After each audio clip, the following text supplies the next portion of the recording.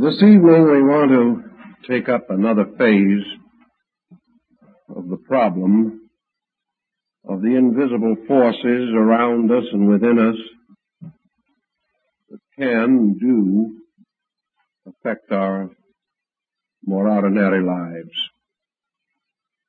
We have all seen in religious art representations of sanctified persons around whose heads are halos,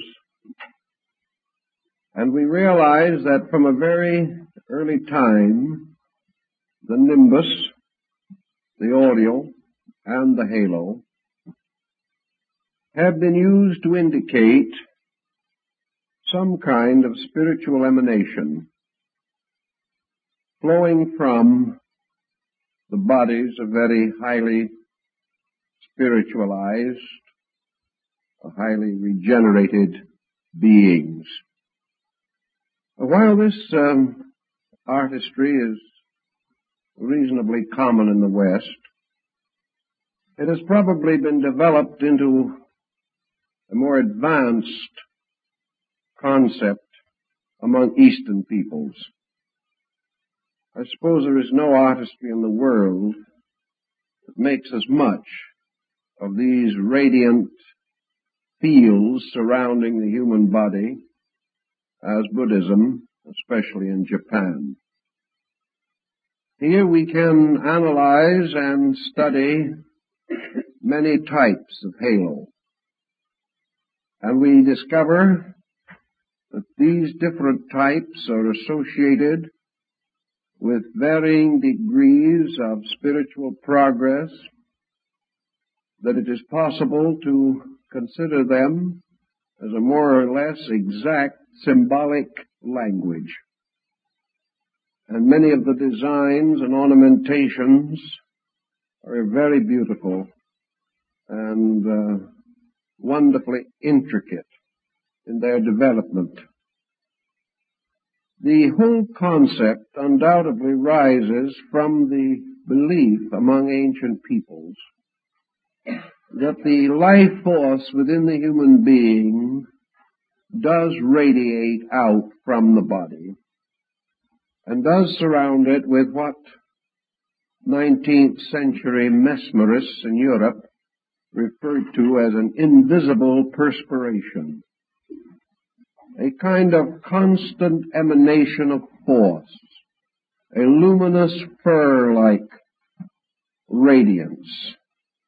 It is possible to exaggerate this by means of high-frequency electricity so that these fields can actually be photographed. Dr. Kilner, in his researches in the hospital in Liverpool, developed his screens by means of which the disease could be diagnosed from the emanation fields of the human body. Paracelsus wrote of them. The Greeks and Latins recorded fables about these mysterious spheres of light within which living creatures moved and existed. We have had a tendency in more recent time to ignore this entire problem, although actually, when confronted with reasonable thinking, we are forced to admit that in all probability these energy fields do exist. Even the modern scientist is inclined to regard this matter rather sympathetically. He is quite convinced that man is a center of energy, and there seems no reason to doubt that this energy radiates just as energy will radiate from an electrical device of one kind or another. We have not, however, given much thought to the development of science bearing on this theme. We have assumed that if it exists at all, it is simply part of man's manifold constitution. This is, of course, the basic viewpoint, but perhaps if these energies were more visible to more people, we would already have considered them in many of the forms of science and medicine which we have gradually developed. Psychology took hold of a phase of this, and we have a more or less integrated realization that man does develop mysterious vibratory patterns within himself which may be called complexes. A complex we think of as a fixation or a highly fixed attitude within the individual. Yet underneath everything else, a complex has to be energy. It has to have some kind of a vibratory existence. It has to be a vibratory thing in order to have any power to communicate itself, or to sustain itself, or to continue its own patterns or consistencies. Unless a thing is constantly nourished in some way, it must fade out or disappear. And complexes have a tendency to build rather than to fade. And we assume now that we are constantly vitalizing them with our own attitudes. What are our attitudes? Attitudes have to be energy. They have to be vibration. And if a complex is fed by attitude, it means that it is nourished by energy. It is sustained by a certain conditioned kind of vibration. Now, what conditions vibration? Why is one vibration different from another?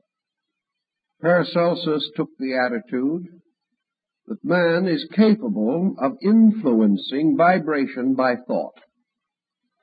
That actually, therefore, human emotions and human mental attitudes really become creators or become molders of energy. A constructive thought has a rate of vibration of its own. A destructive thought has a rate of vibration.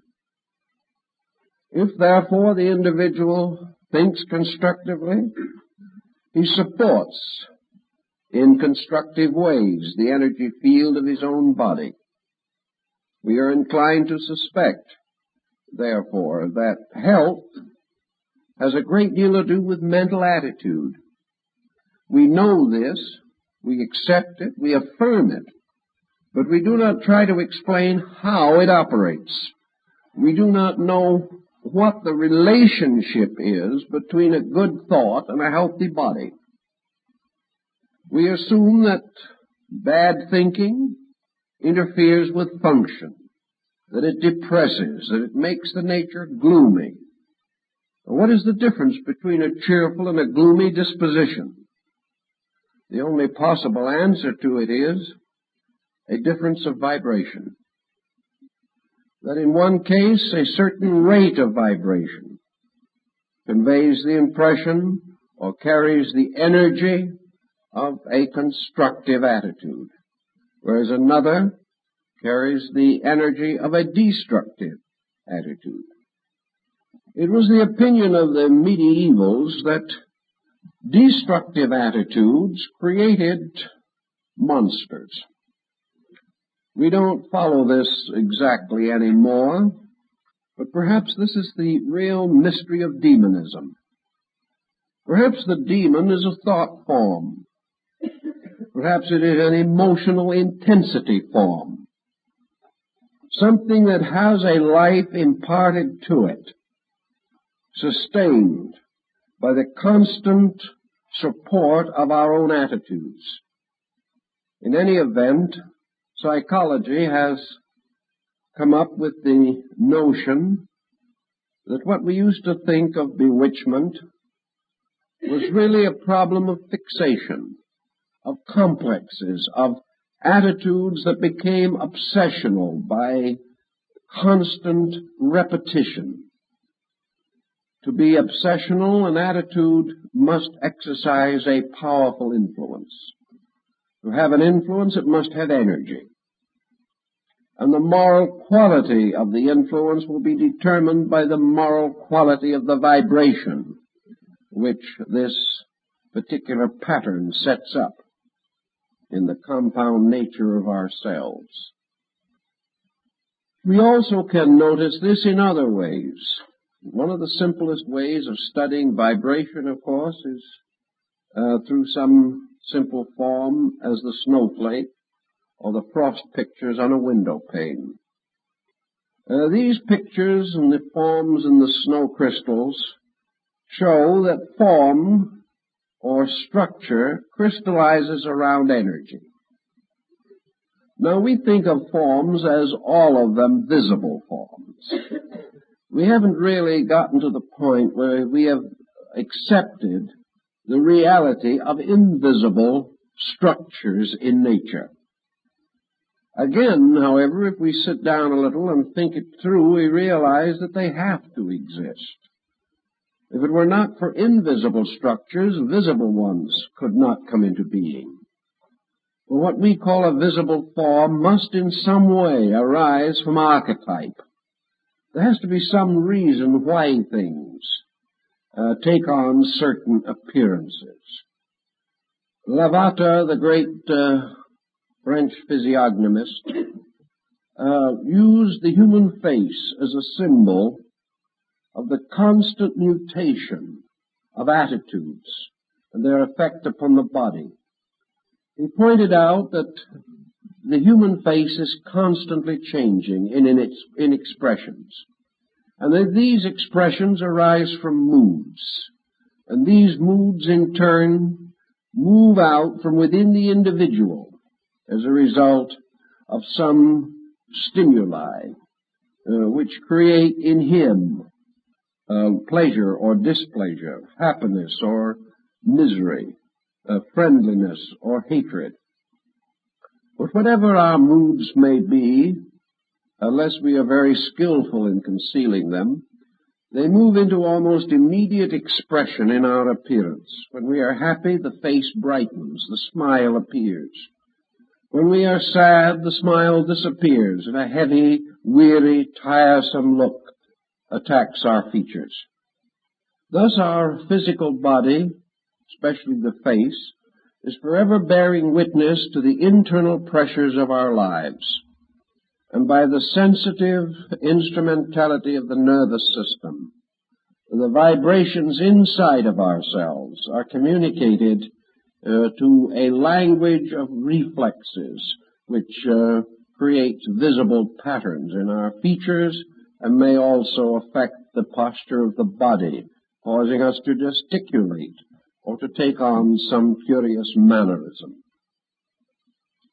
In the same general way, then, we have come through the ages to take it for granted that each person is like a kind of an alchemical bottle containing within himself the compound of his own nature in the form of an energy formula.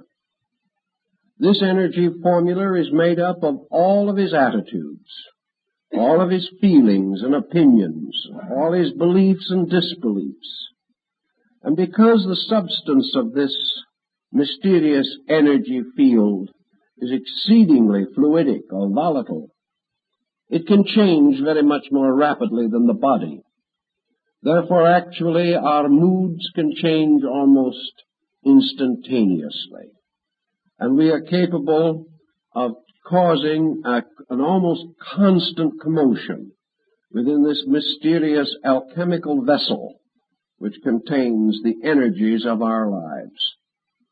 Thus, in one moment, this vessel may seem to become radiant with a magnificent, luminous quality, and in the next moment, it may seem to be strangely dark and dull and poisonous looking, all depending upon our own moods. Now, we have always had the feeling that moods were things we were entitled to. After all, we can put on a good front to other people but we certainly are entitled to have private miseries when we feel like it. If we don't like someone, we may not permit our feelings to be obvious, but it would seem to be a terrible deprivation indeed if we were forbidden a secret animosity when it seems that the occasion justifies. But we do have to realize that there are no secrets in the universe, finally. We can hide things from each other, but we cannot hide completely the mysterious vibratory patterns of our natures. Whether we can see them or not, these patterns exist. Whether we know it or not, these patterns affect us. And they also affect our relationship with other people. They affect us in our relationships with ourselves. So let us imagine for a moment that the average person is surrounded by and existing in a private smog belt. This smog belt is much more difficult and perhaps more dangerous than the smog-ridden atmosphere of our fair city. This smog belt is the result of the pollution of our psychic atmosphere. It means that we are constantly pouring into the etheric field of the body more negation than can be properly neutralized by the operations of universal energy circulation. We are expected to cast off constantly into the magnetic field certain refuse from the body. Also, certain exhausted psychic energies are cast off. And with these, in turn, a fair number of negative vibratory impulses. We are therefore able, as modern science fully realizes, to be unpleasant to a certain degree and still apparently not suffer too much as a result. We can have an angry spell once a year or once in several years, and on rare occasions what we term an outburst of righteous indignation, and we probably will not have anything worse than a headache or a stomachache or something of that nature. The body is able to neutralize a considerable amount of negation, even a measure of viciousness. But when it goes too far, when there is too much of a certain quality of destructive energy or destructive thought or destructive emotion, then the magnetic field becomes polluted. When this happens, the person is deprived of a large part of his natural energy resource. He becomes psychically toxic. Now, a psychic toxin is not so different in many ways from a physical one. Both are rates of vibration. But the psychic toxin affects us in our psychic natures, causing attitudes to become increasingly negative and destroying within us the psychic integration that is necessary for normalcy. If, therefore, physical toxins can sicken the body and bring with them, in time, physical disease, psychic toxins can sicken the mind and sicken the emotions, and will, if continued, bring on disease in these regions, causing us to be mentally or emotionally sick. And this can be more difficult and more terrible for us than any physical ailment which we may be forced to endure. It's also interesting to realize that our ancient forebears did not limit this magnetic field situation to man or even to the animals. Experiments, of course, have indicated that it is possible to become aware of the magnetic fields of plants, also of minerals, and that certain gems and stones have very powerful magnetic influence.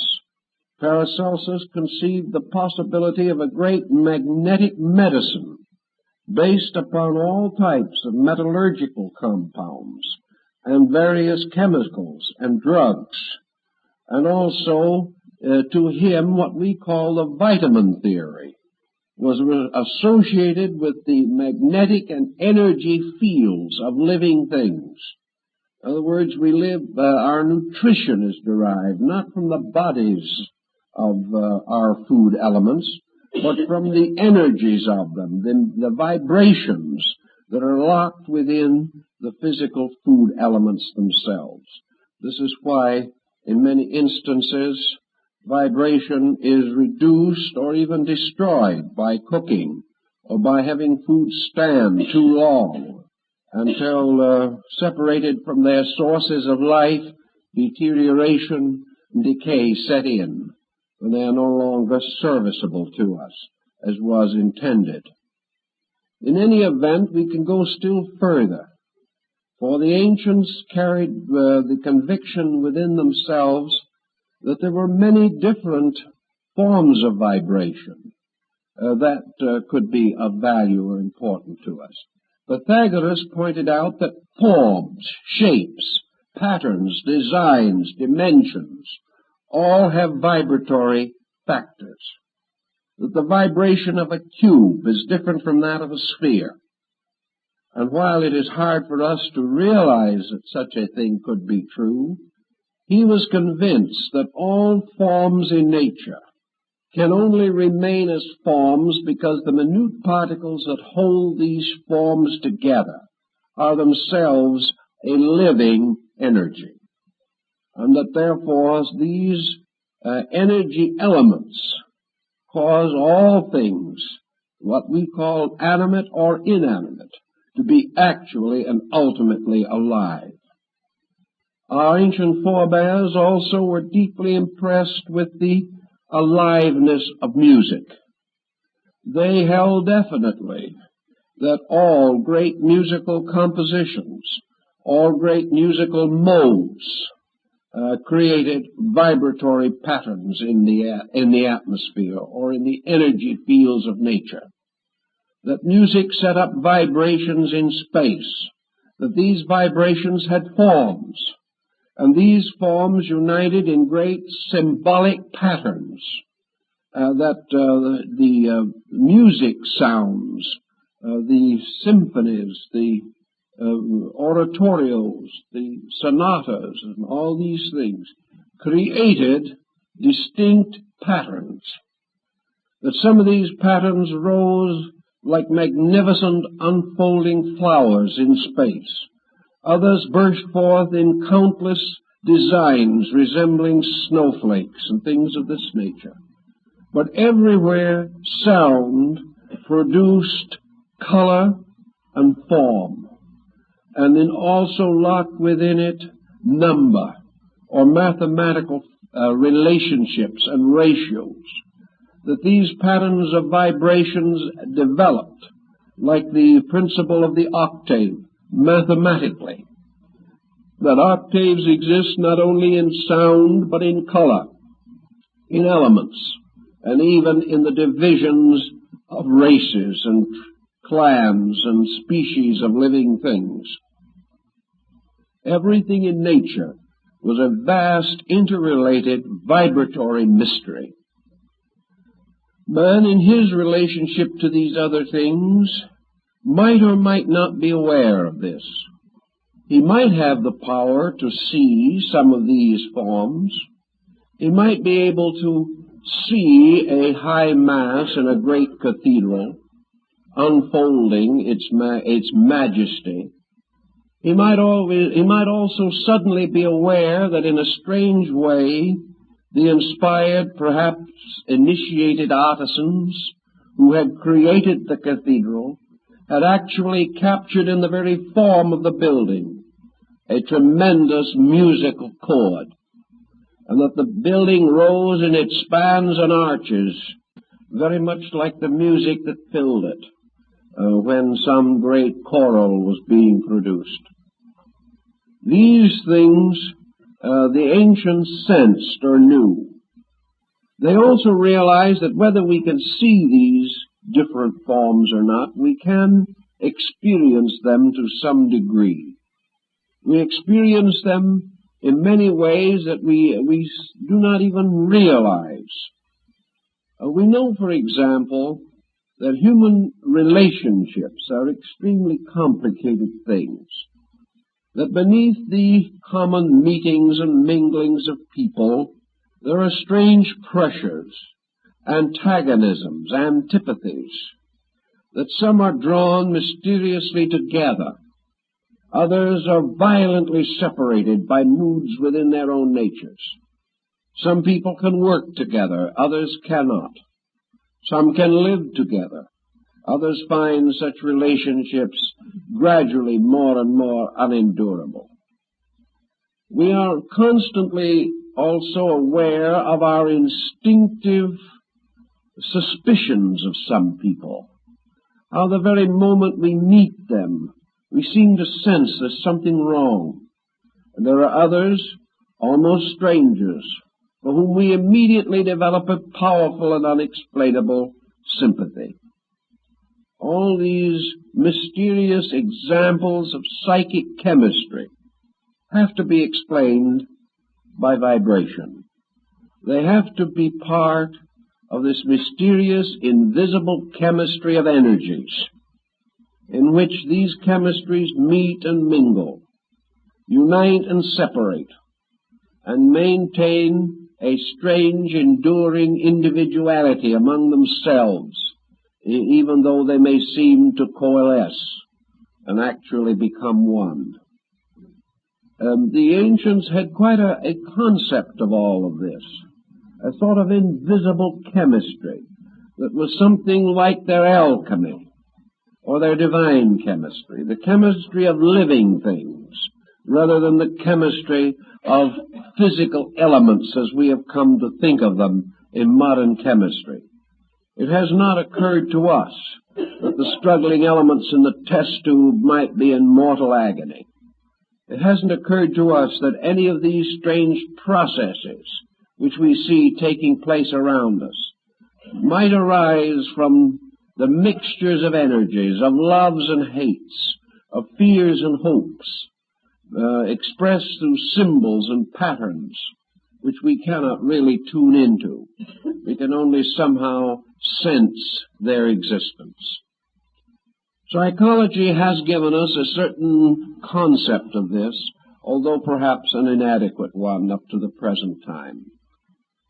It has pointed out, however, definitely that the individual has an internal in which patterns can be set up, that this internal is a sort of room or laboratory where experimentation is constantly taking place. And into this subjective area of our experience, there's constantly flowing the conditioned energies of our attitudes. Here these energies have their own existence, form their own patterns, survive in their own ways, and in many instances complicate our lives and our ways of thinking and living.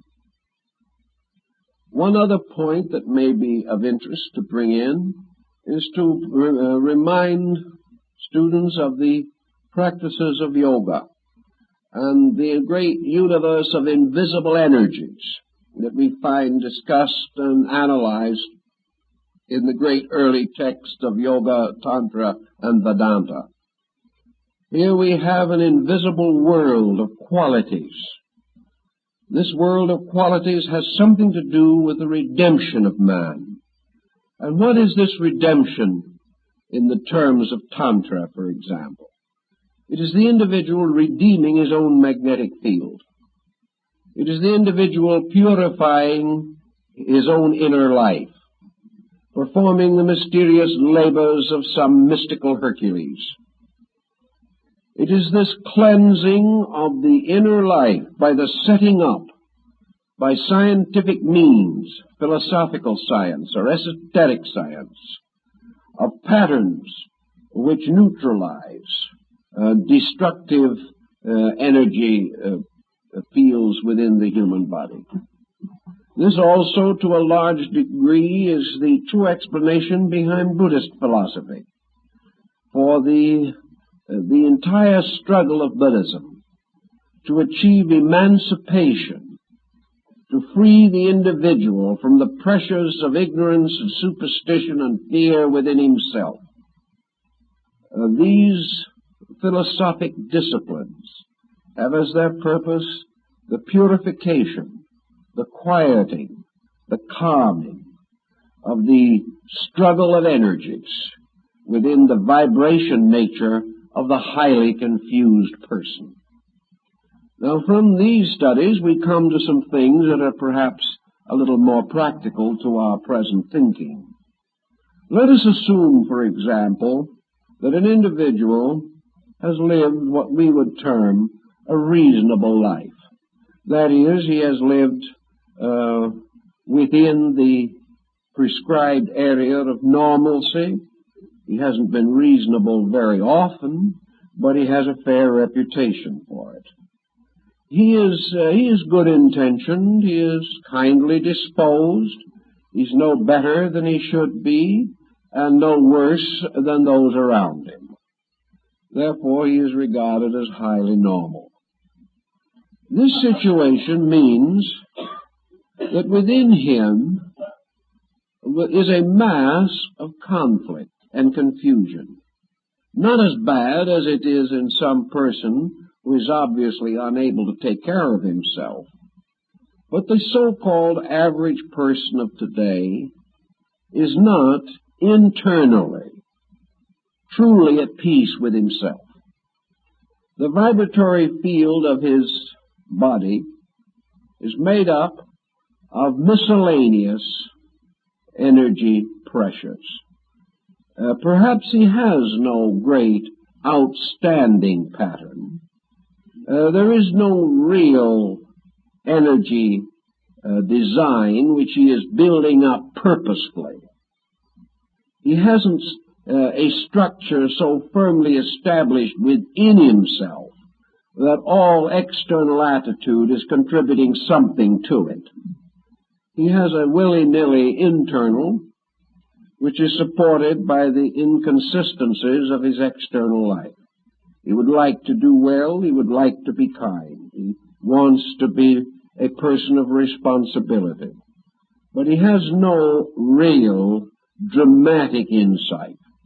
He has no tremendous conviction that is leading him towards any particular well-established point or place or condition for himself. This individual has, for instance, some intemperance. He becomes fanatical rather easily. He has strong inclinations politically or socially. He quickly becomes angry, easily jealous, envious upon occasion. Then he is also good-hearted, generous, kind to animals, perhaps more so than to people. But whatever it is, he has the nice side to himself. Supports all recognized charities. He tries to turn in a fair day's work for his wages. Whatever it is, he is just a person. This individual has, therefore, a certain energy resource. He builds up an archetype, whether he knows it or not. This archetype must have a form, it must have a color, it must have a rate of vibration, it must have all of the attributes of living things, because it is a living thing. It is really much more a living thing than his body is. Because whereas the body receives energy by second hand, this energy thing itself at least is supported by a first-hand energy, very close to and immediate to itself.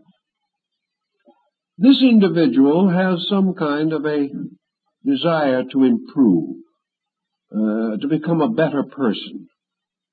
So he begins to set in motion, we'll say, religious instincts.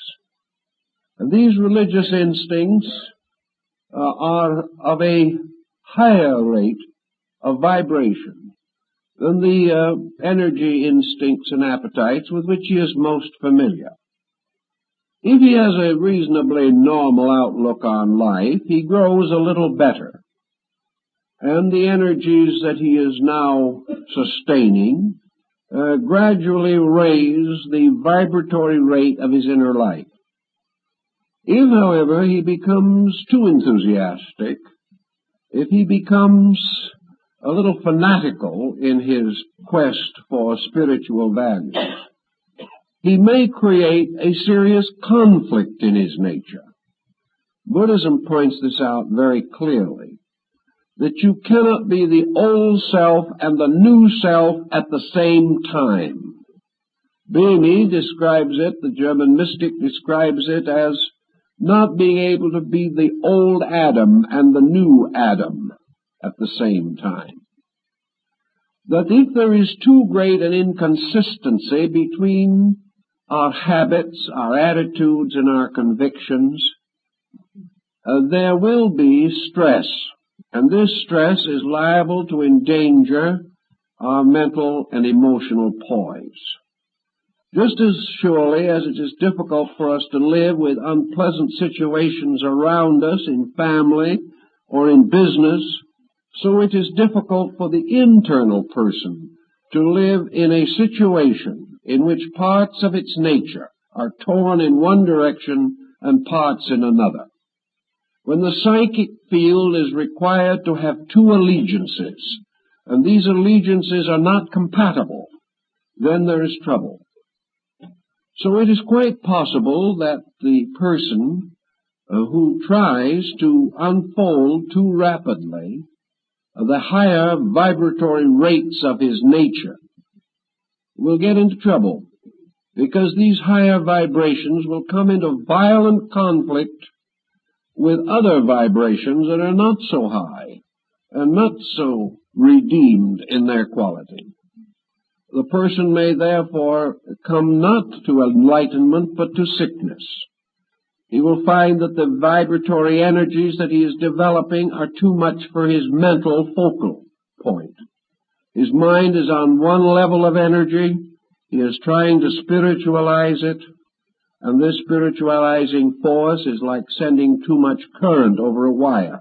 It will burn out the circuit. He may find that his emotional ideals are very lofty, but his emotional practices are rather earthy. And here again, the conflict means that the body, the psychic organism as we know it, is not able to sustain the exceptional energies that are cast upon it by some resolution of the will. It is therefore, as Buddha points out, very important that the individual, first of all, clears the mental, emotional, vibratory field. That before he attempts to put high vibrations into this area, that the vibrations which would be in conflict with it must be cleared by the person himself. He must therefore have a house cleaning before he dedicates his life to some nobler pursuit. He cannot try to grow spiritually and nurse all his old faults and failings. He cannot keep on hating and at the same time develop a powerful, constructive regard for deity. He cannot have a deep mystical experience while jealousies and self-centeredness constantly build up negative areas within his own consciousness. If he tries to fight the thing out inside of himself, he breaks the basic rules of Zen and Taoism. He breaks the whole concept of discipline as it was set up by the ancient initiate teachers. Well, the purpose of discipline is always purification. The individual in the Platonic and Neoplatonic concepts must first attain a certain catharsis. He must dispose of that which is unworthy in himself. If he does not, he will create a situation of combustion in which he will neither be the same person he was before, with the reasonable adjustment that made life endurable, if not truly enriched and purposeful, nor will he be able to suddenly rise to some great heights of achievement without regard for the fact that the negative vibratory pressures of his attitudes are holding him down. He cannot pull apart. He cannot separate himself. And if he tries to force such a separation, then he is very apt to develop a multiple personality problem and become a psychotic. So that the study of these energy fields and their resources and their contributions to the total picture, this study is at least theoretically highly rewarding. It has to do with many values that are important to us. The ancients referred to the magic mirror, and the medieval transcendentalists, those of the early modern French school, spoke of the mystery of the astral light. And this is the same thought that we find in the opera of Parsifal, where Klingsor's magic garden is the symbol of a strange world of fantasy and illusion, a world filled with beautiful flowers, around the stem of every flower coiled a deadly serpent. This mysterious world of the astral light has also come down to us in psychology.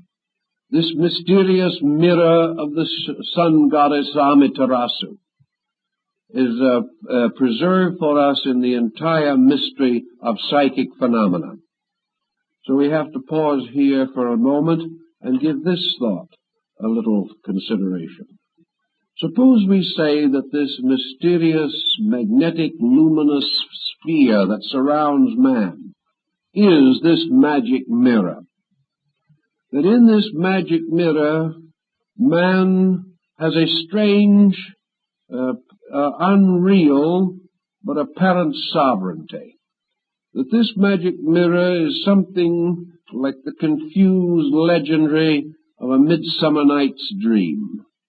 Here in this magic mirror is a world that has no reality at all, but it is anything we want it to be, anything we believe it to be.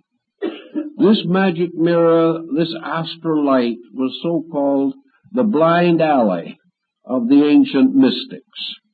It was this problem of constant danger of self-delusion.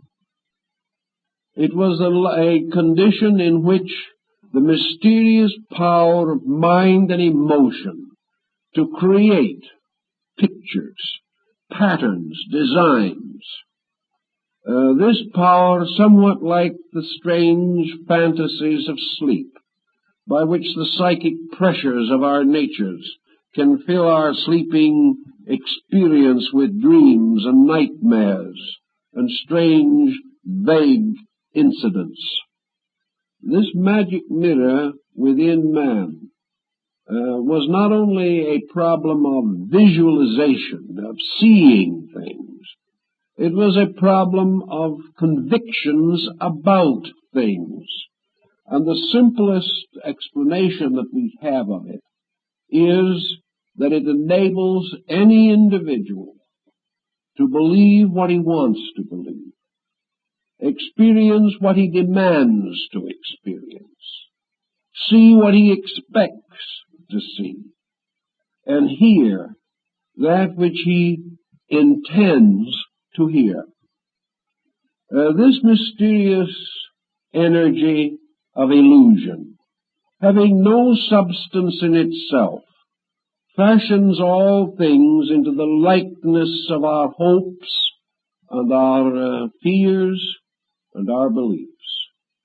If we are fearful enough, this mirror suddenly clouds with demoniacal forms, and we can see in this mirror the whole miserable form of hell.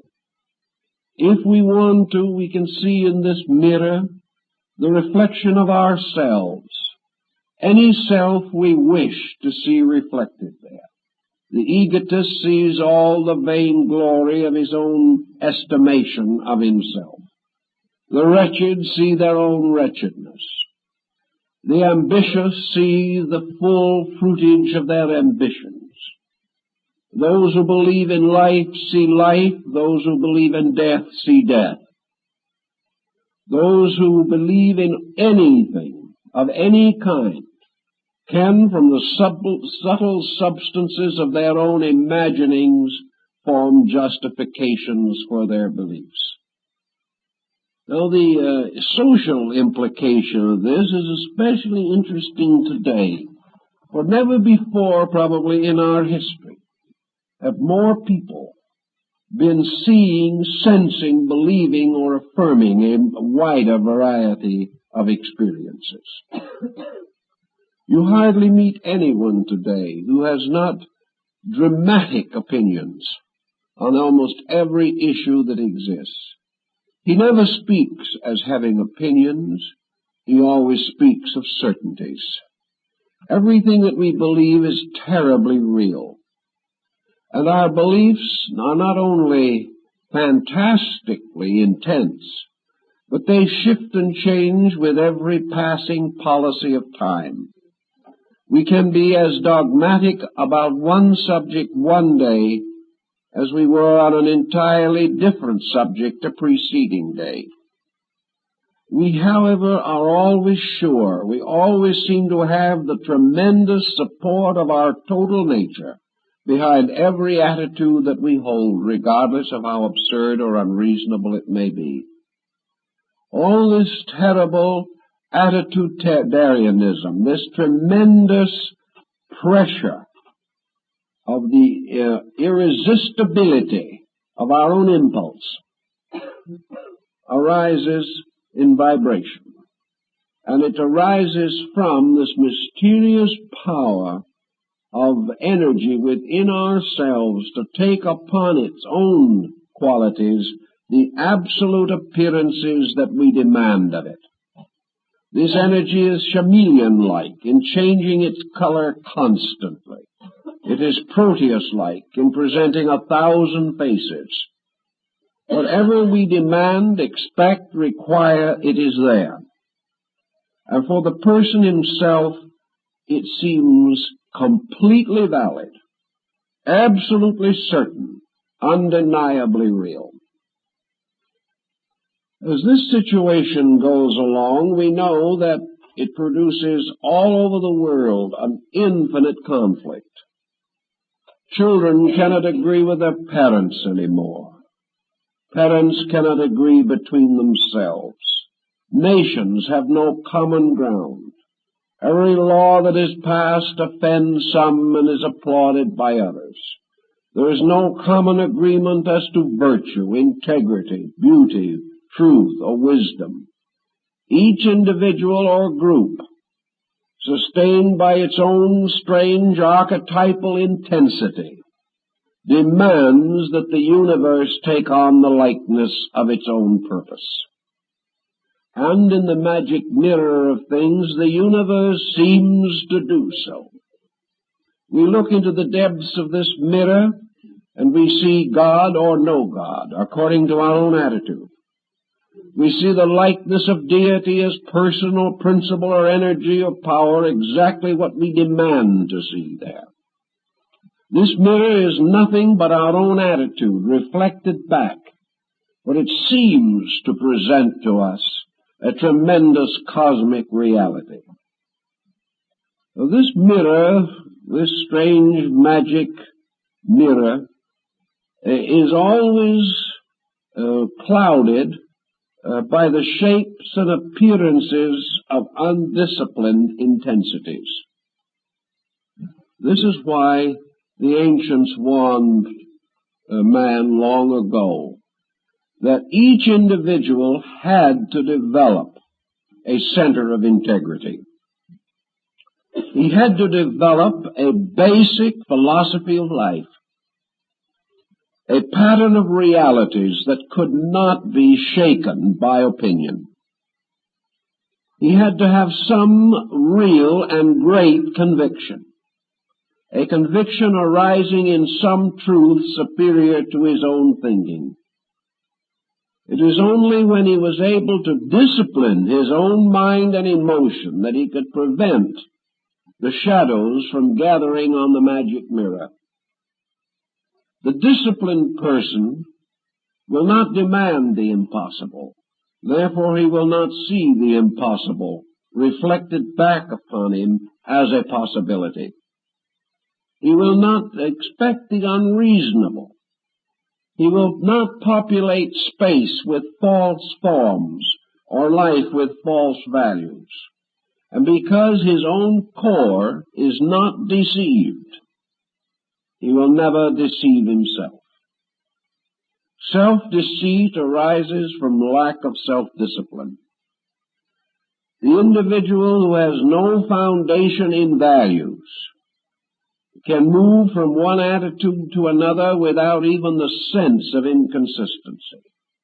He can live in a strange dream world, and every different dream is a reality. Having no core, having no reality in himself, he is unable to escape the pressure of the common illusion. That is why most ancient mystics, most ancient religious and philosophic groups required of their disciples these periods of purification, this gradual sublimation of intensity. The ancient Oriental mystics taught the individual that while selfishness existed within himself, self-delusion was inevitable. While hate or jealousy or grievances were in himself, truth simply could not exist in him. But no matter how much he learned, he would still deceive himself.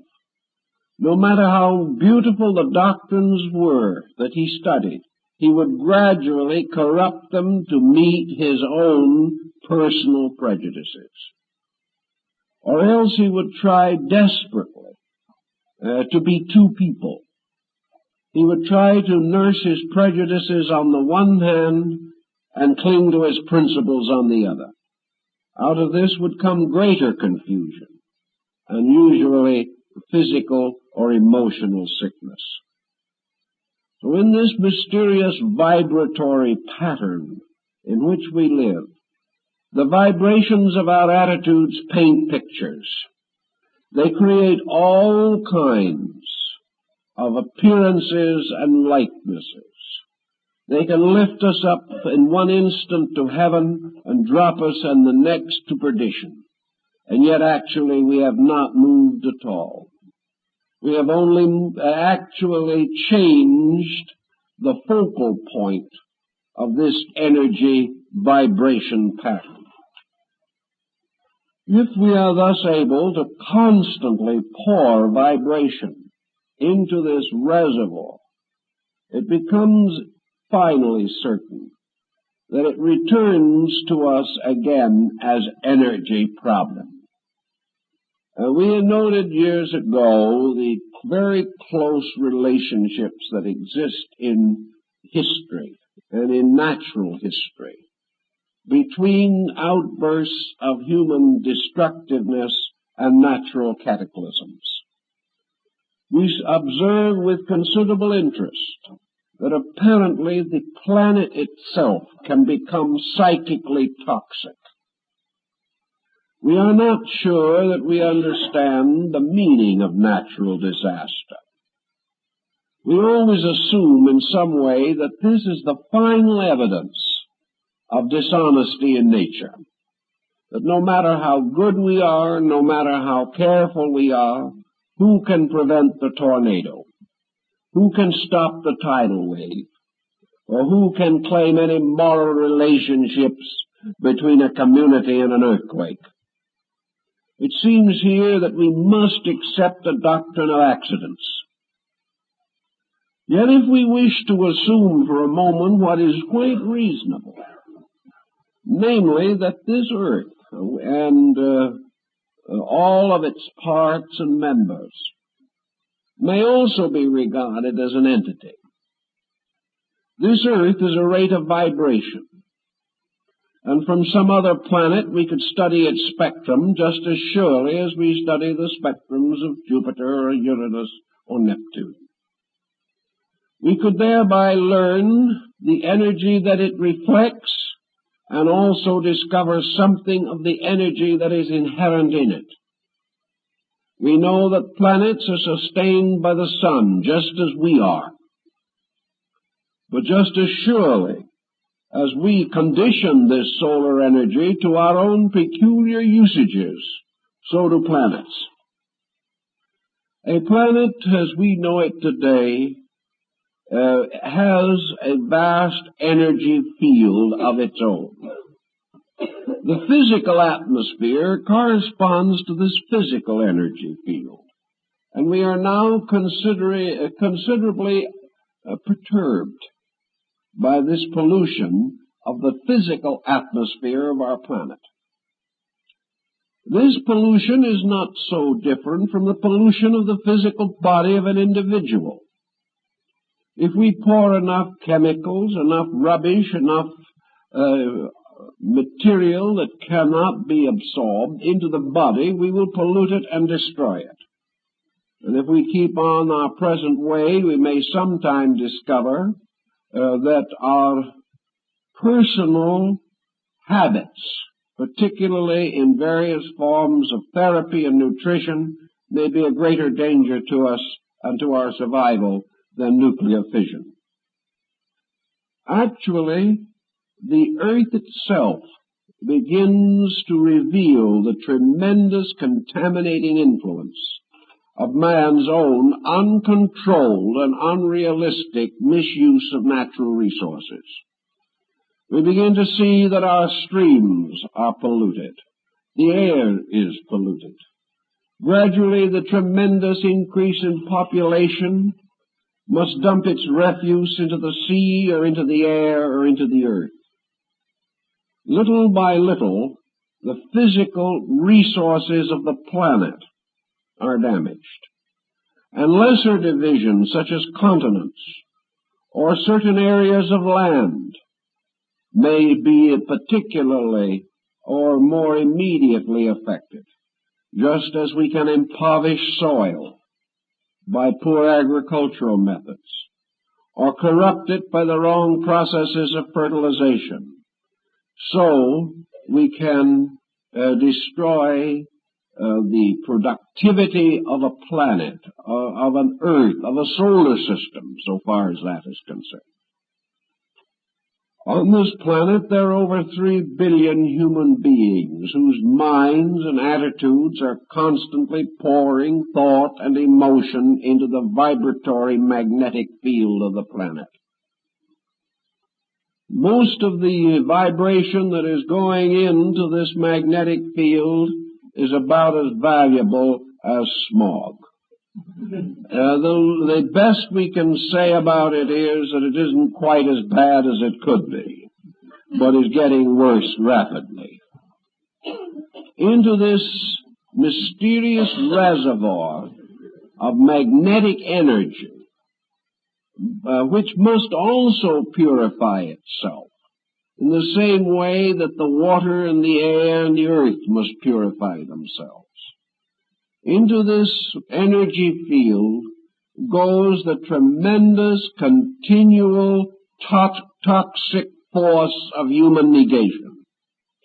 A world torn and confused, a world selfish and self-centered, a world warlike and dissipated, a world in which, whether we realize it or not, great units of humanity are united in common negations.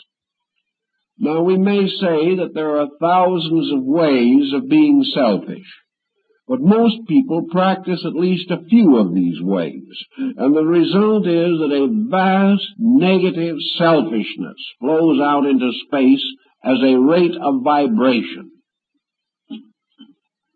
Various conspiracies, the fanaticisms of peoples, the endless dissatisfactions of masses, the persecuted and the downtrodden, all these peoples simply fill space with negative energies. And these negative energies have to be in some way cleansed in order that the great nutritional field of nature be preserved. If there is too much of this, we have the same thing exactly that we have in the physical condition of mankind. If the oceans and the air and the earth cannot purify the waste that is communicated to it or dumped into it, then parts of this waste come back again in the various materials that are used for the continual survival of life. The water is a little contaminated. The air is a little contaminated. And we have to drink that water and breathe that air, and we become a little more contaminated. Then parts of this waste come back again in the various materials that are used for the continual survival of life. The water is a little contaminated. The air is a little contaminated. And we have to drink that water and breathe that air, and we become a little more contaminated. The same thing is true of our psychic natures. If the psychic field of our planet is corrupted, if the vibratory energies are polluted, then the human being who has to depend upon these energies for his own survival is receiving into himself vibratory energies that are not pure. Out of Plato's concept of the periodic eras of sterility and fertility in nature, and perhaps is the vibratory answer to the East Indian concept of the Kala Yuga. Here we have a situation in which we breathe in death, that we take in upon ourselves the final summation of the endless streams of energy that are flowing into this great final reservoir of the earth's vital supply. If this is not kept clean, if this is not purified, if human beings do not change their own ways, they will ultimately find that this is another form of selfishness, just as suicidal as refusing to curb industries, the fumes and smog and smoke of which may endanger physical life. Nature apparently finally comes to these impasses in which forms, energy forms, vital forms, etheric forms, what we might almost call demon forms, fashioned out of the very archetypal vibratory cores that we create, become like fixations or complexes within our own natures. And these archetypal negation energy patterns can, in time, produce physical phenomena.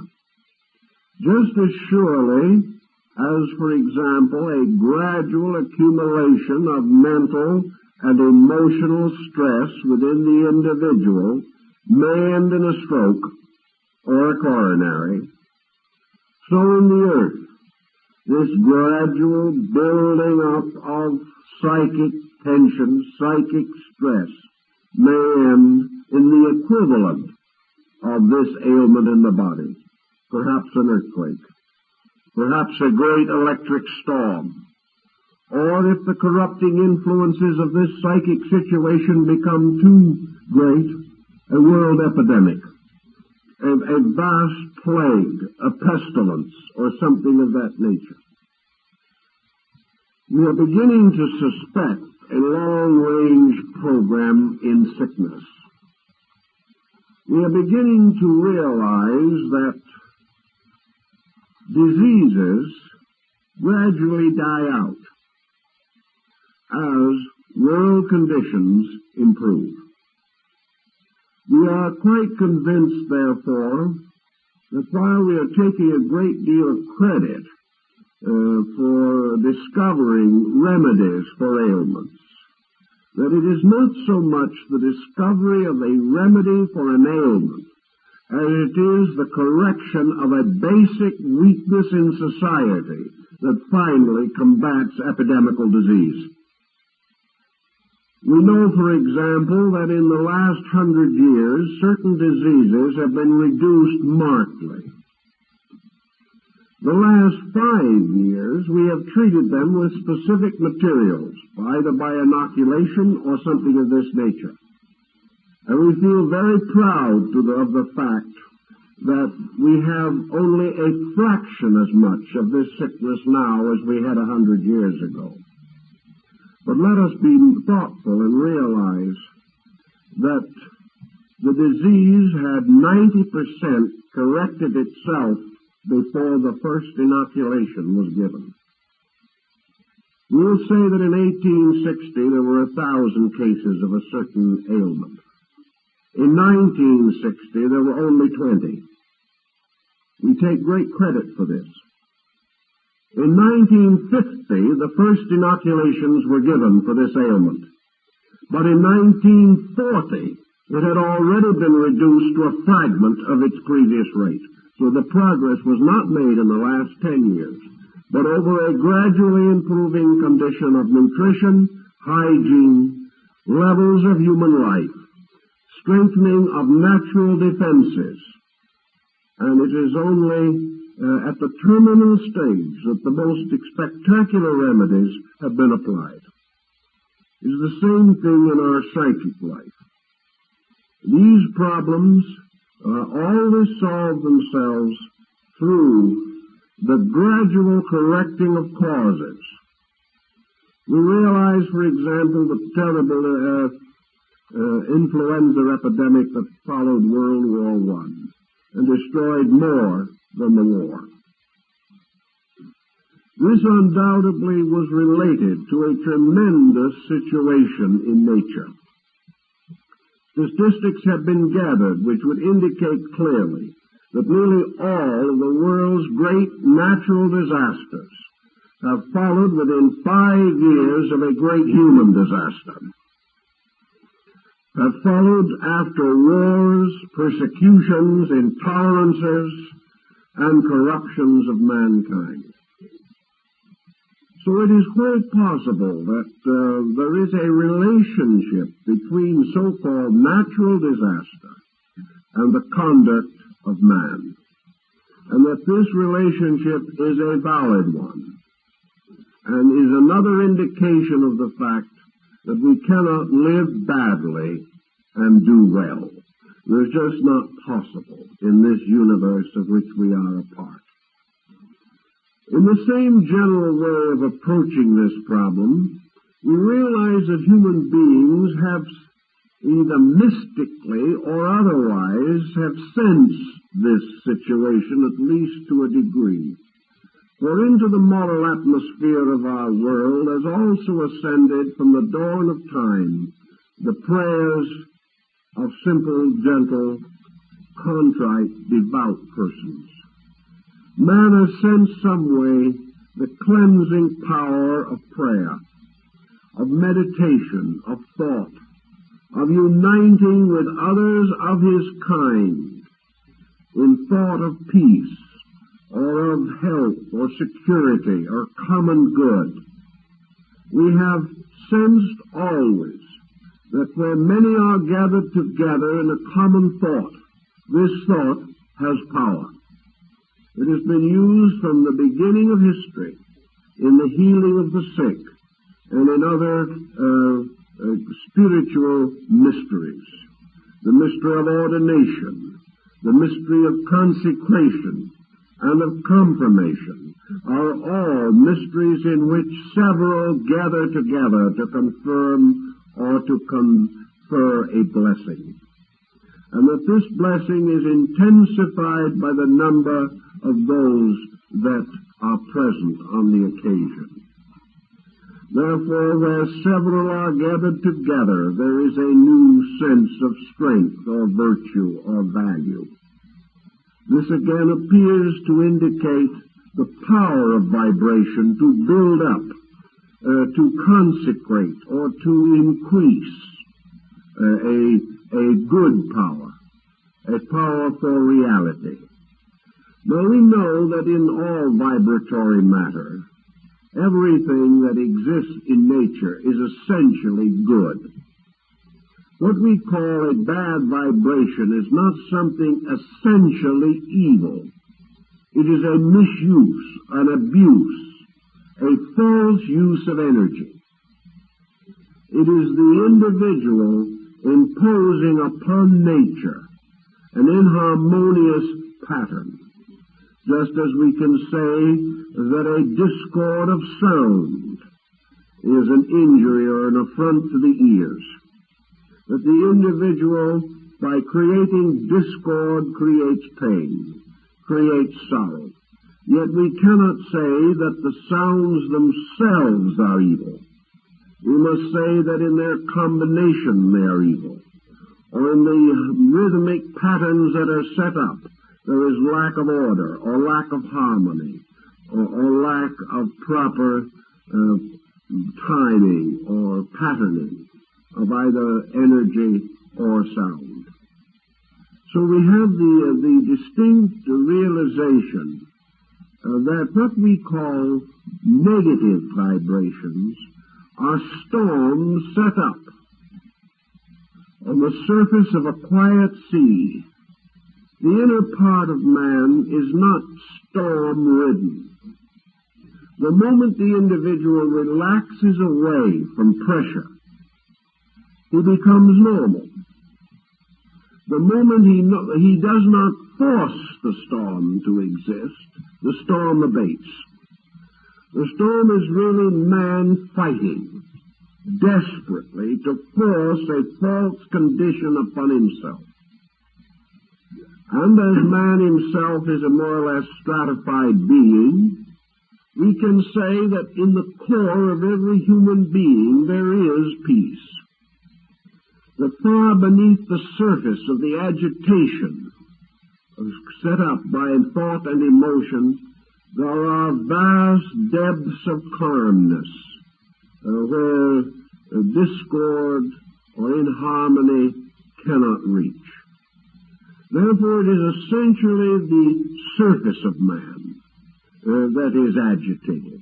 And by surface we mean the more superficial of his attitudes, or the more superficial of his emotions.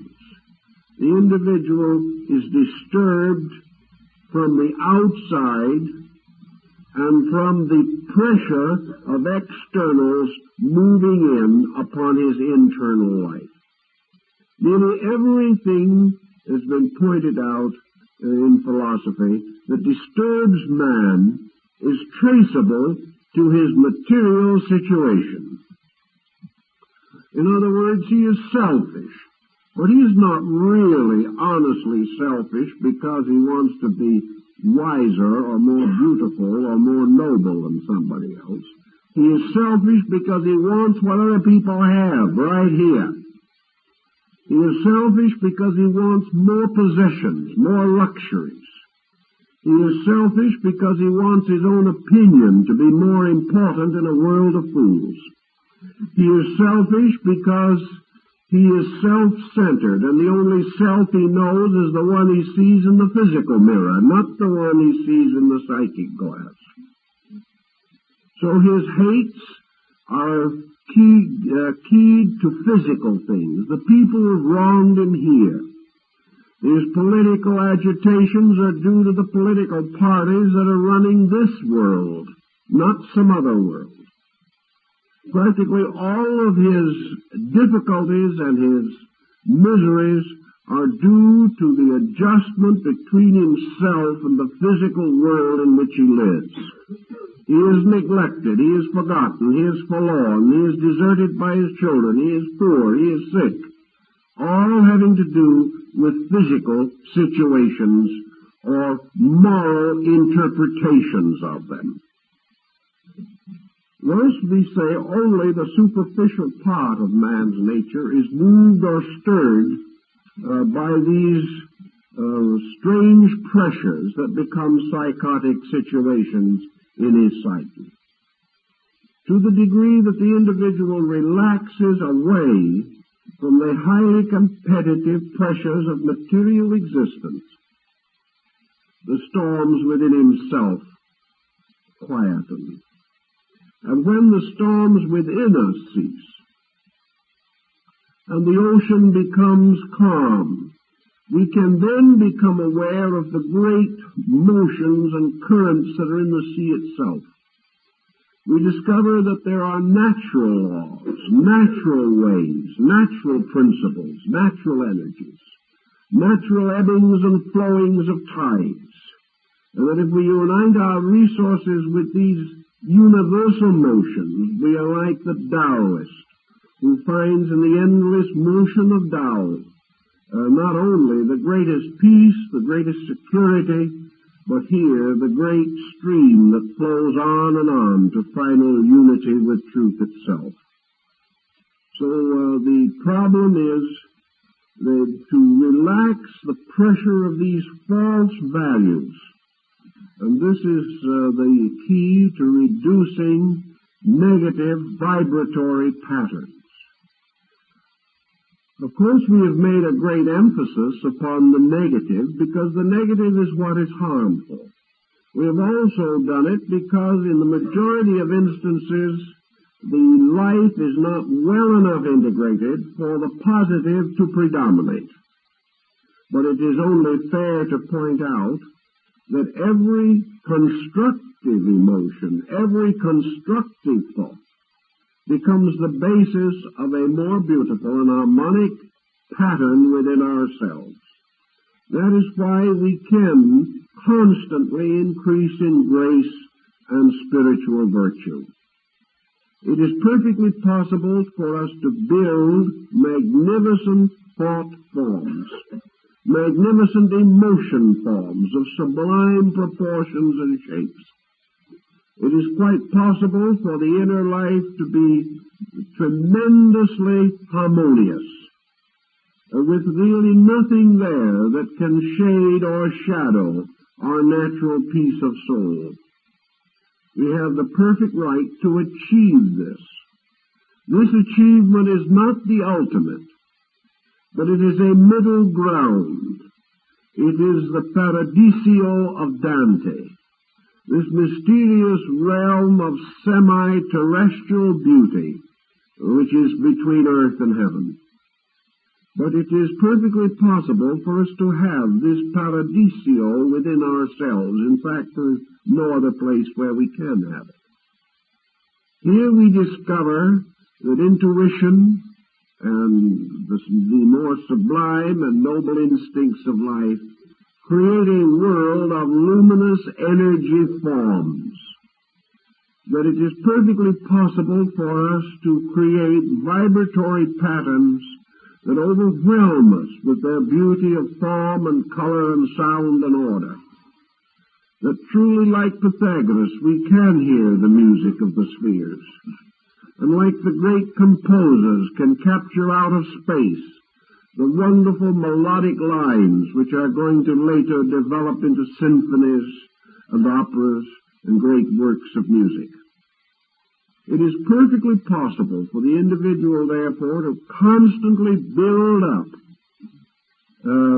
creative concepts. And these creative concepts, these great patterns of creative and inspirational life, take the place of the conflicts that we normally suffer from. A complex is nearly always something that is complicated, which is the beginning of trouble. A complex has come to mean to us a false attitude. Therefore, we have to now contrast it with conviction, which becomes a constructive attitude. In each of our lives, we are either ruled by complexes or by convictions, either by positive or negative forces within our own consciousness experience. When we create a conviction, we create something of beauty that becomes an inner leader of our lives.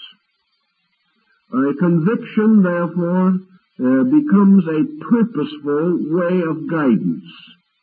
It inspires us to some continuing nobility or to the advancement of some more sublime value, whereas the complex simply leads us from one difficulty to another that is greater.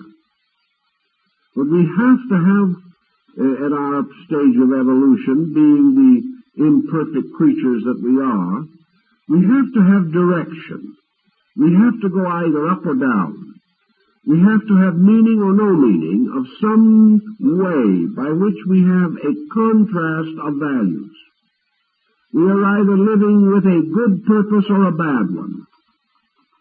We either have a vision beyond the commonplace or we live without this vision. There has to be these contrasts. And wherever the contrast is a negative one, wherever the negative factor dominates, the life gets worse. Conditions become more oppressive, and the patterns of health and survival are threatened.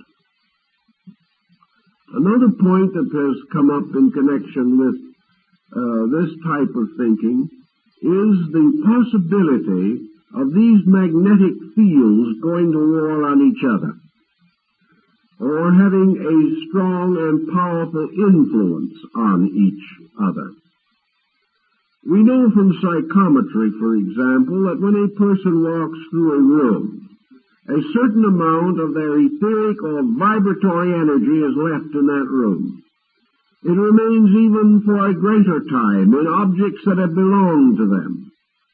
And in primitive magic and witchcraft and sorcery, much was made of the importance of the sorcerer possessing something that had belonged to the potential victim, something that contained the energy, or in some way was a magnetic tie by means of which a person at a distance could be reached on the basis of vibration. The concept here being that each living organism has a unique vibratory pattern made up not only of its natural core pattern, which is its spiritual identity, but also the modifications of this pattern by the various attitudes and conditions of life. So there was this belief that there was a means of communication set up, a kind of radio or wireless communication by which it was possible to control or influence anything if we possessed something belonging to that person that contained that person's energy, that person's mana or orenda, the life principle of that person. That is one of the reasons why most primitive people do not want to be photographed. They fear that anyone who possesses their photograph can control them by their likeness, that the appearance of a person can therefore be of the greatest danger if another person wishes to use it for magical means. We no longer highly favor this point of view or regard it as essentially valid. Experimentation seems to point out that a very great part of this kind of diabolism is due to the fear that is set up in the heart and mind of the victim. Experience shows and research shows, and I've done some research in the field myself, that in nearly every instance the victim is told in advance or informed in some way that he is about to be assailed. This seems to be the real cause of the damage, because he begins to disintegrate from his own fears. And then some bruja or witch gains the reputation for having achieved this evil work. But there is one thing that is definitely provable and demonstrable in nature, and that is that these different energy rates do have effect on people, and people affect each other. This is nothing especially esoteric or especially remarkable. It is simply the motion or movement of spheres of over-influence up from one level of life to another. There are a great many people in this world who live for only one reason, and that's to over-influence somebody. If their advice is not always followed, if they are not allowed to dominate every situation, they're just plain peeved. And if they are rebuffed a few times, they become neurotic, because they really believe that they were predestined and foreordained to make other people do what they want them to. Also, there are folks who just live for the purpose of being over-influenced. Sometimes it's because they are weak and do not want to make decisions, that they have been weakened by early childhood situations. They have not been allowed to grow up. Sometimes they have no desire to grow up. It's much easier to blame other people for your troubles. And anyone who advises you must take the responsibility of what happens to you if you follow the advice. But anyway, this problem of influencing and over-influencing persons, either obviously or subtly, either by open word or action, or by some mysterious subtle process such as autosuggestion, suggestive therapy, or hypnosis. All these different processes represent degrees by which it is obvious that people can and do influence each other. Probably they shouldn't, but they do. And one thing is obvious, that if parents do not influence children, so much the worse for the child in the majority of cases. So that there are certain influence patterns that are more or less necessary in nature. Psychic influence is not so very different. Individuals can communicate without word or without ordinary means of communication. We can feel the thoughts of other people. We can be influenced by associations with various types of persons. We can take on attitudes from other people, very subtly, very mysteriously, yet actually very obviously, simply because there is this communication between energy fields. Communication made more subtle by sympathies. Also, there can be cases in which two persons have vibratory cores so similar that they can communicate with each other over considerable distances. There are cases of this recorded in history involving persons strongly attached by emotional bonds, and also examples in identical twins, where the one person seemingly, practically, thought with the thoughts of the other person. How to explain some of these things without vibration, without energy, and without some form of telepathy would seem to be rather difficult, but some people are still trying to work it out on a purely physical basis. Actually, there is no reason to question that we do have subtle means of communication, that this communication can move in upon our subconscious just as surely as it can upon our conscious.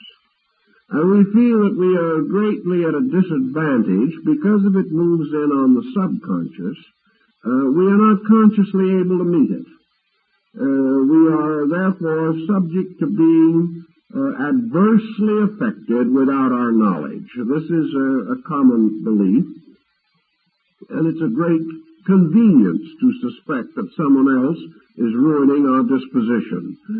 It's nicer to feel that than to admit that we're ruining it ourselves, which is usually the fact. But though it is true that we do not have physical means of protecting ourselves from psychic energy, we do have the proper psychic means for protecting ourselves from psychic malpractice of any and all kinds. In other words, this magnetic field, this mysterious auric egg with which we are surrounded, has a complete defensive mechanism of itself. It is like the shining armor of Christian in Pilgrim's Progress. It is a strong defense against any evil that might naturally come to us. Actually, nature has so set up this situation that unless the individual destroys his own defenses, it is practically impossible for him to suffer from psychic malpractice. The only reason he can suffer from it is the same reason that he can suffer from certain physical ailments only if his own energy fields are run down. The greatest promise of health is the maintenance of a healthy body. That is physical health. The greatest promise of psychic and emotional and psychological health is the maintenance of a healthy psychic integration. Against this, there is almost nothing that can do any harm. The only way we can get into trouble on the psychic plane is by opening ourselves to trouble by some wrong action of our own. Now, this isn't always a very comforting thought if it's already happened. Perhaps we feel that we were wrong at some point along the way, at least we were foolish, but we have regretted the situation seriously, and we have done everything we could think of to get into a new relationship with this situation, and still it lingers on to perturb us. Therefore, we begin to feel that we are the victims of injustice. We are not the victims of any injustice at all. What we term, perhaps in our way, psychic invasion of our privacy. The possibility that some outside energy is moving in on us actually calls to our attention only one very simple process. That the only way in which this can happen is that our own proper psychic defenses have not been restored, and that therefore we have to restore them. To say that we can't is to say that we can't stop eating something that makes us sick physically. To say that we just simply cannot make these changes in ourselves that are necessary to restore psychic integration is to assume that we cannot do what is necessary to protect our own lives. If we cannot do these things, then again our own weakness and not the strength of circumstances is the principal problem. I've known many, many instances of so-called claimed psychic invasion of people's lives. I've never yet found one case where the invasion was major.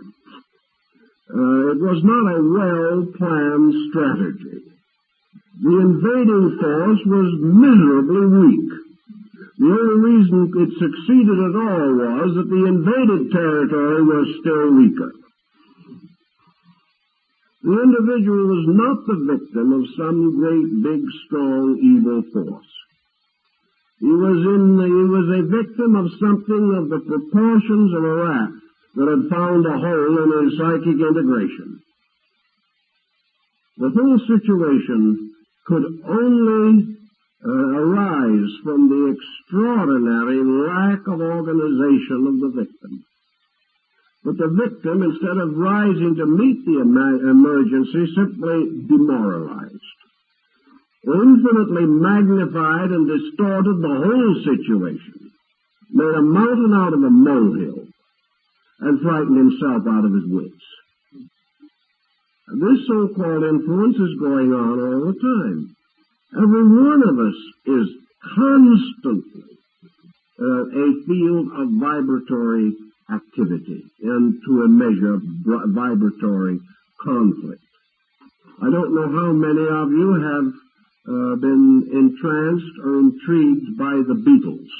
This, shall we say, Great Britain's revenge for Elvis Presley. Actually, for all we know, they may be singing at this moment over some radio station, and the vibration is moving through us right now. But it's not going to bother us much. We're not even going to know it's happening. While we sit here, the air around us is filled with advertisements for shaving lotions, electric razors, and constant and repeated warnings that if we fail to use the right shampoo, all our friends will know it. What does it mean? Nothing. We're not suffering. Around us at this moment are the thoughts of millions of people. Some of these thoughts are bouncing off of our own magnetic fields, and others are passing through unnoticed. We are constantly in a sea of vibration. Vibrations coming from stars so remote that even their light does not reach us as far as our visual powers are concerned. Sounds coming across billions of light years. We can't hear them. But this universe is one absolute network of energies, divided into innumerable bands, every band filled with vibration in all of its parts. And actually space is capable of giving us a still greater infinity of bands to be used by every conceivable vibratory length that we can know of now or discover ever in the history of our scientific or psychological progress. These things are here all the time.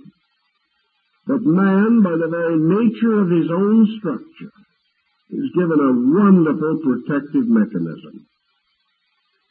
No matter how many thoughts other people send against us, it doesn't do a thing unless we insist on letting it, forcing ourselves to receive these vibrations that we then turn around and feel. So if the individual follows the simple concepts of Zen and is quiet and relaxed and at peace with life, refusing to combat evil with evil, refusing to acknowledge the right of destructiveness to perturb the natural serenity of the human spirit, these vibrations move right on through. They do not stop unless we capture them by setting up polarities for them in ourselves. The moment we are selfish, all the selfishness in the universe can move in on us, because we have set up a pole for this selfishness.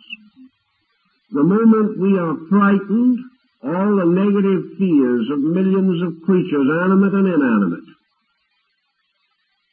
can in some mysterious way find their echoes and their pressures within our own souls. If we are superstitious, all the superstitions of the ages can reach us. But if we are simply controlled, directed, disciplined, integrated people, the only thing that we can receive will be vibration of that quality. The reason why we are open to negation is because of the negation in us. And the only way we can rise above this situation is to transmute this negation into a neutral or natural force which does not attract that which is not desirable. One of the reasons why infinite numbers of vibrations move through us all the time and we do not know it is because these vibrations do not concern us. They are not for our use or for our need. Some of them may concern some parts of ourselves, but about these parts of ourselves we may also be completely ignorant. Those vibrations which relate to our spiritual life and our spiritual survival we know nothing about. They are useful to the spirit, but the mind and the emotions cannot capture even their meaning. Therefore, if a vibration is not for us, it doesn't touch us. And it's not for us unless we deserve it. We must deserve it by making the mistakes that bring the negative ones or setting up the positive situations that bring the positive ones.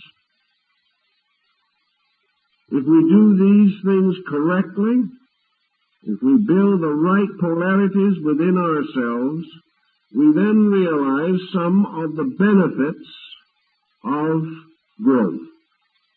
For it is from discipline and insight and wisdom and understanding that we set up the psychic symbols within our own subconscious, which are nourished and fed by the constructive forces of life. If we plant a seed of psychic good in our own souls, nature will nourish that seed and will help it to grow. And we will become gardeners in this psychic garden. And we will do everything we can to make sure that this little psychic plant of beauty grows. We will keep away the weeds.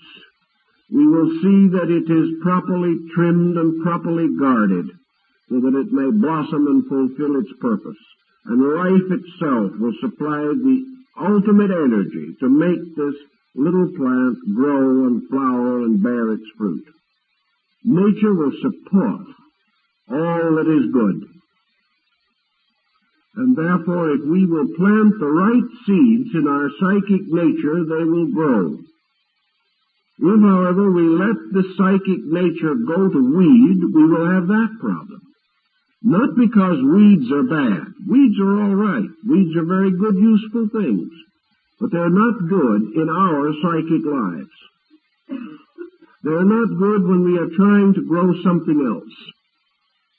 And if we neglect the psychic life, it will go to useless weeds. Useless as far as we are concerned, because they choke out the life we are attempting to develop.